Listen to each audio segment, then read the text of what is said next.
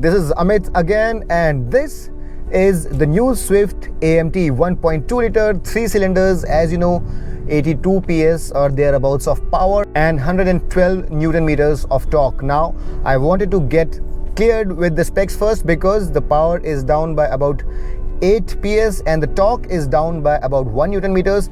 I have done a very detailed review of the manual version of this car, and if you want to know everything, I mean everything about this car, please go and watch that review, because I guarantee you will not find another review with as many details as I have tried to include in that specific review. This one here is the AMT, and this video is essentially going to be about the real world fuel efficiency of this car, which by the way by ARAI is certified at 25.75 kmpl.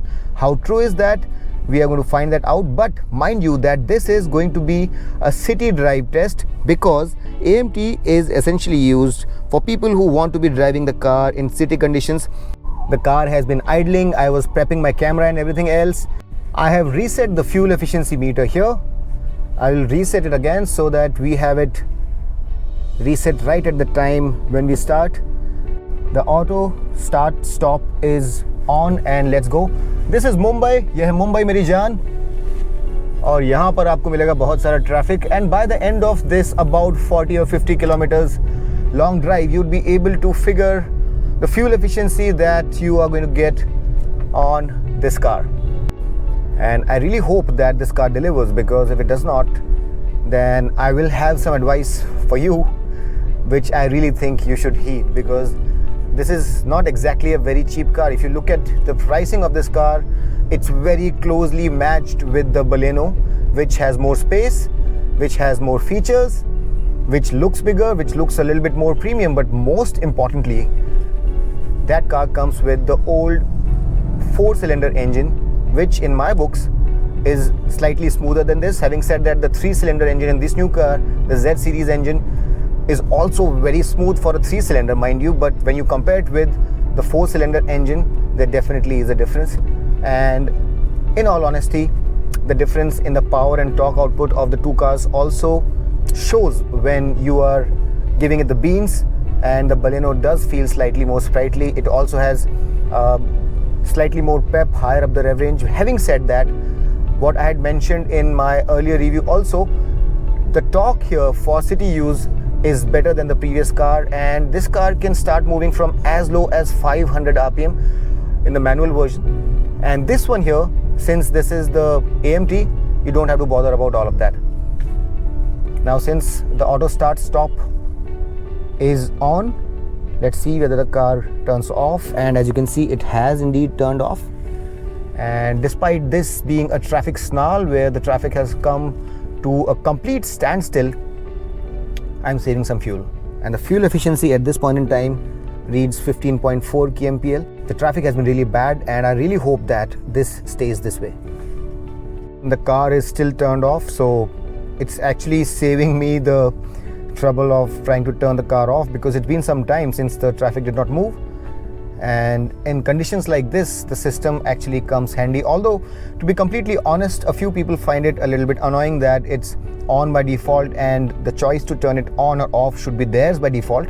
So it should be off by default, they think, because in hot conditions, when the car turns off, the cabin can get hot really quickly, and now it just got started. And in such conditions, people want the choice to turn the car on or off at their disposal. This is going to be a big factor in deciding the fuel efficiency. This is a complete standstill, and I really hope that it starts moving, because it's not going to reflect very nicely on the fuel efficiency, because it's already dropped from 15.6 to 14.7. Okay, so we have missed one turn, and the one green signal that we had has turned red again. 5 minutes since we have been waiting at this traffic signal, and of course it is reflecting on the fuel efficiency also. It has gone down to 11.1 kmpl, and I really hope and pray that I'm able to cross this signal. I think I will be, and I have. So I deliberately kept this part because I knew that there are going to be traffic snarls, and it's important to include such long signals to give a very true understanding of what the real world fuel efficiency is going to be. The AC is turned on, just to let you know. And the other important thing about the AMT system is that it comes with a crawl function. So the moment you lift off the throttle, the car keeps crawling forward and you just have to apply the brake. So it's very convenient.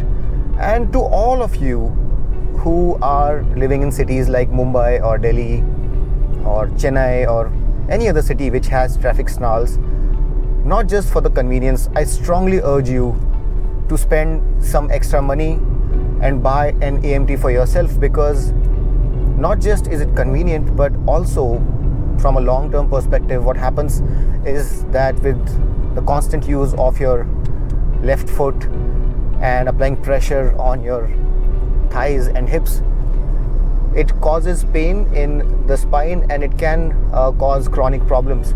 So if you are in a city and if you have traffic conditions, kindly use this fantastic technology. It doesn't cost much, maybe 20,000-30,000 rupees extra over your standard manual version, but please go ahead and buy an AMT because it spells so much more convenience, especially inside the city.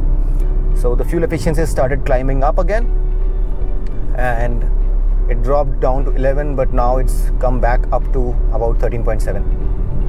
And what I observed when I was negotiating a flyover the other day when I went for a Royal Enfield event is that while this car works fantastically on part throttle, if you want to give it the gas, it takes a little bit of a while for it to understand which gear it wants to be in. And if it isn't in the right gear, of course, it's going to feel like it's going a little bit out of breath while being on inclines.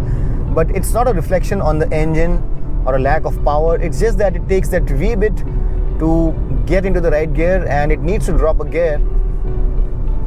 And sometimes when it does not do that, or when you want it to shift down a little too quickly, you might feel that it doesn't have sufficient power. That is not the case.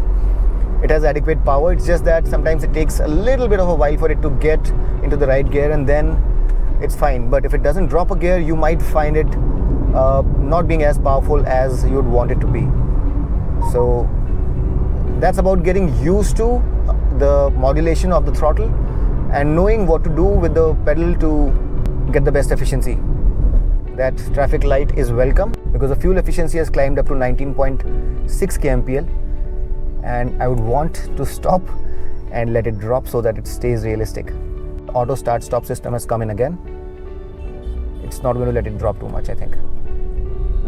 Well, about the AMT systems, everybody knows that they are slightly laggy as compared to their torque converter or DCT counterparts, and it's only natural for it to take its own little while. When you jam the right pedal down, it's not going to drop down 2 gears and keep you ready for the overtaking maneuver. So with the AMTs, that much of compromise is something that everybody knows about. However, with time, what has happened is the infamous head nod, which looked somewhat like this with every gear shift, has become a lot less pronounced. And while you're driving it within the city, as the gears shift, the process has become smoother and smoother. And while Maruti also is known to tune its AMT systems very well, I think the absolute accolades for that go to Hyundai, whose AMT systems are probably the smoothest, but Maruti is also not too far behind. However, if you are an enthusiastic driver, someone who wants the car to go really quick as soon as you put the pedal down, there is going to be a little bit of delay. It's perfectly acceptable. And the primary purpose of this automatic system is not to be the quickest, but to save fuel and not to escalate the cost by much, and offer convenience to people who are going to be driving in stop-start conditions, as I mentioned before. And on that parameter, this AMT system is perfectly fine. You can also use the manual system, and here you have the D and M modes, and you can go to M and then shift manually, which I'm not going to do right now. I'm going to let the automatic system do its work because we are on a critical mission to find the fuel efficiency on this car, and I don't want to mess with it by giving it manual inputs.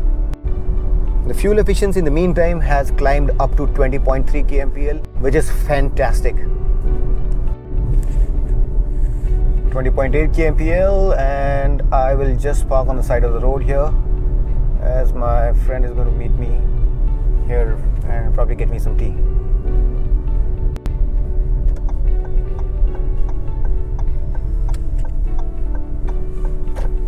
Remember him? He used to do reviews for Motoroids. Thank you for getting me tea. Cheers. So that's where he works now. He has become a corporate guy. He did not like motoring too much. He pretended to be an enthusiast, but he turned into a corporate kutta later. Not pretending to be a corporate kutta. 9 घंटा office में नहीं बैठने का होता है ना।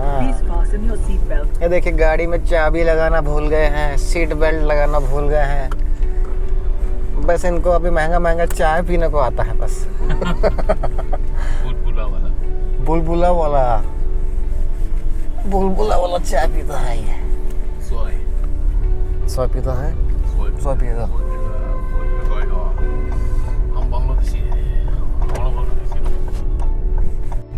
इनको लगता था सरदार शाबाशी देगा, प्रमोशन देगा। अभी इधर बैठ के चाय पी रहा है। देखिए, यही जिंदगी में खुशी रह गया है इनका। येलो बबल देख रहा है।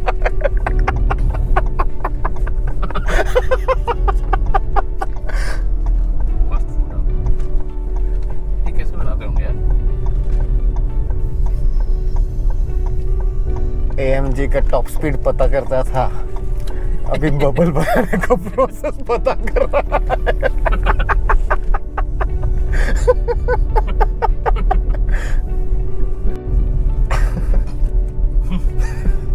किधर है गाड़ी? चलो भाईजान।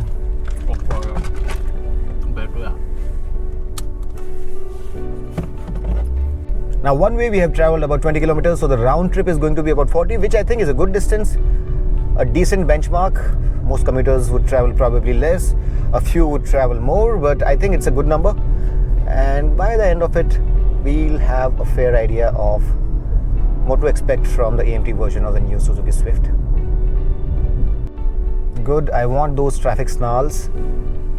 I want the fuel efficiency to be going down, because at this point it's 20, which I think is on the higher side. A few more traffic lights please, a little more traffic please. We are talking, I've gotten myself into a traffic jam, and that's what I was looking forward to. But the auto start stop system has again come into play, and it's exactly at points like these where this system is going to save you those precious drops of fuel.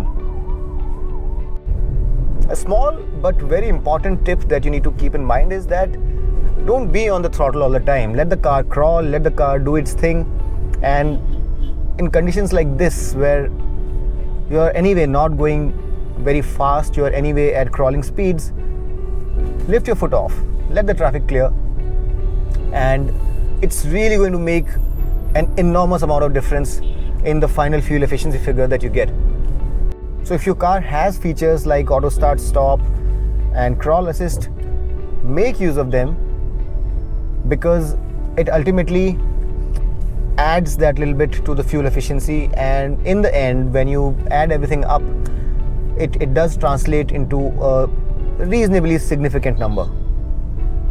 So even with all of these traffic snarls and having stopped there for some time, the fuel efficiency is still at a very healthy 19.5 kmpl, and I'm pretty sure it's only going to climb up now, because the way ahead is pretty clear. Now, since I'm at the fag end of this fuel efficiency test drive, I just wanted to share one more tip with you for those of you who are essentially driving within the city and want to know how to improve the fuel efficiency. So the number one tip is to be patient. Don't try to rush, don't try to drive too fast. And the reason is, the biggest enemy of fuel efficiency is throttle input. So the less you touch the throttle, the more fuel efficiency you'll get. And generally what happens is, even when you're seeing that there's traffic ahead, you try to race ahead and then you brake later. All of that is useless. Maybe you'll make a difference of a minute or 2 or maybe 3 or 5, but does it really matter? So use the throttle judiciously, use part throttle, coast, and understand the fact that just by you being disturbed in your mind, your journey time is not going to reduce.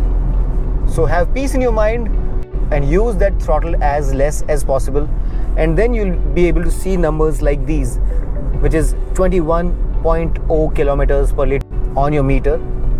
It's all about throttle inputs. So be patient and only feather the throttle. Keep your car's tacho slightly above 1000 and below 2000 at all times, and your car is going to deliver you the best efficiency that you can look for. Hope this helps. Found another traffic snarl here, and I have found quite a few of them along the way, and I kept the camera on deliberately so that you could see the conditions that I was driving the car in, and you could have a proper understanding of what kind of traffic conditions will you get this kind of fuel efficiency in. The AC is on and the fuel efficiency is 21.2 kilometers.